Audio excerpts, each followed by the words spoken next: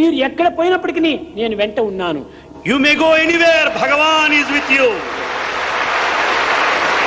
మీకు ఏ విధమైనటువంటి బాధలు వచ్చినా నేను చూసుకుంటాను. Bhagavan will take care of all your difficulties. ధైర్యంతో దైవం యొక్క భావమును మీరు అభివృద్ధి పరచుకొని సేవల్లో పాల్గొనండి. With all the courage and divine thoughts to serve the society. కొన్ని నష్టములైనా కూడా పర్వాలేదు, మీరు సహించుకొని సేవలు మానుకోకుండా ఉండండి. You may suffer certain losses but never give up service.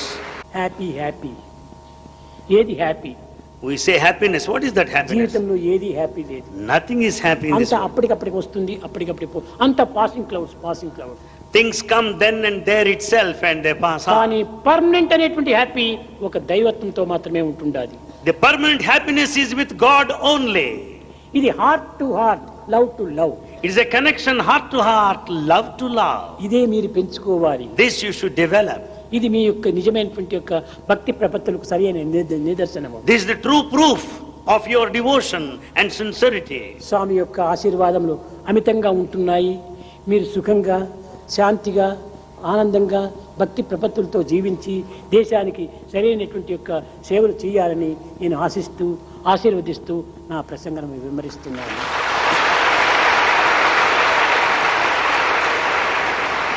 You have Bhagavan's blessings in abundance.